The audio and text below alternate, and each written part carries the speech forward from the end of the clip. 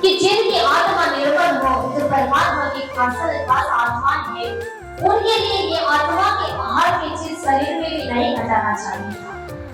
तो श्यामल भाई ने ये बात कहा कि तुम दोनों भाई बिगड़े हुए किस वजह?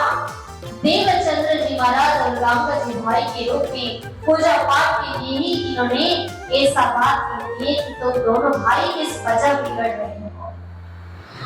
तो उन्हें ये बात सुन के बहुत गुस्सा तो आया, फिर भी सहन में दोनों भाई पड़े थे।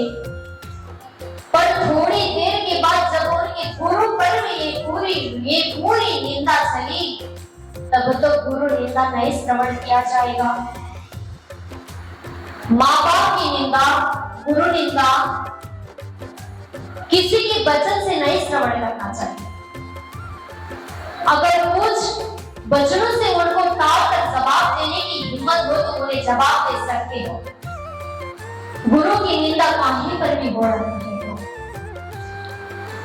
तो इस बात को ध्यान से श्रवण करना चाहिए। अगर कोई अपने गुरु की बात पर अपने उठा रहे हैं तो आप उनके बहुत जोर से वचन से उनको मार सकते हो। इसमें अपराध नहीं कहा जाता है।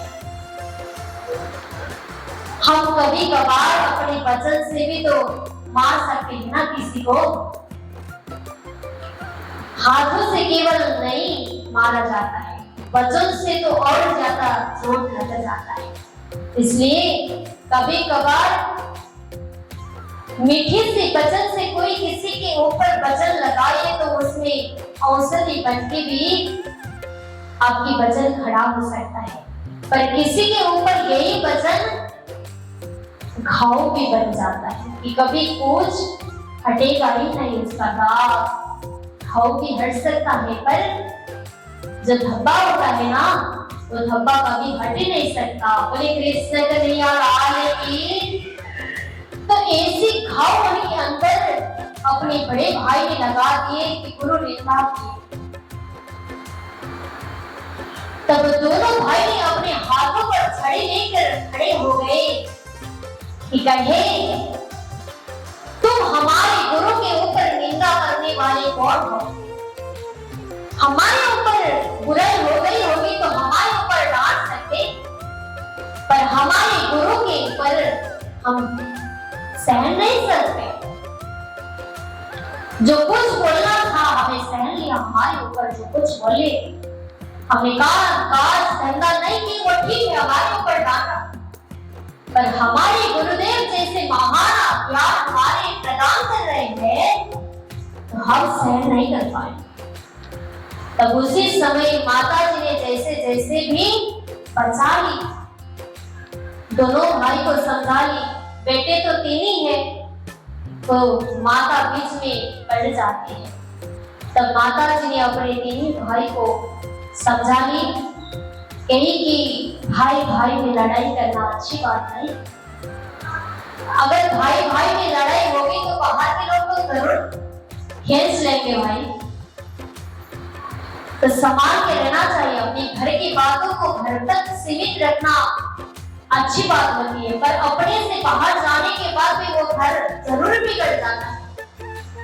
जो घर में बची हुई बात को घर में संभालने के बाद बाहर लोग को जब इकट्ठा कर लेते हैं ना, जब घर नहीं बनता, तब माता ने ऐसी बात से उन्हें समझाया। अगर सच्ची माँ होती तो उन्होंने समझा ली, अगर माँ ही गड़बड़ होती तो वो घर क्या हो जाता, पूरी तरह बिगड़ जाता है। तो इसलिए अपने सब बच्चे को माँ के हाथ में होती है कि किस तरह रखनी होगी। बड़ी कृष्ण कन्हैया लाल की। तो अपने घर को सजाने के लिए कोई बहू की हाथ नहीं होती, कोई बेटे की हाथ नहीं होती है, तो माँ की हाथ होती है। माँ को इतनी बड़ा उपाधि दिया गया है कि पृथ्वी उनको कहा जाता है। तो वो ऐसी माँ थी जो इसी महान आत्मा को जन्म की देने वाली दाता थी। उनके गोद में 12 साल तक बड़े बुढ़के उनके बेटा जो महान आत्मा थे, जो राजी महाराज की कृपा हुई अगर तू ऐसी माँ थी वो, इस माँ ने अपने बेटे को भी संभाल लिया, अपने घर परिवार को भी संभाल लिया, तो तीन भाइयों को पूरी तरह समझा लिया।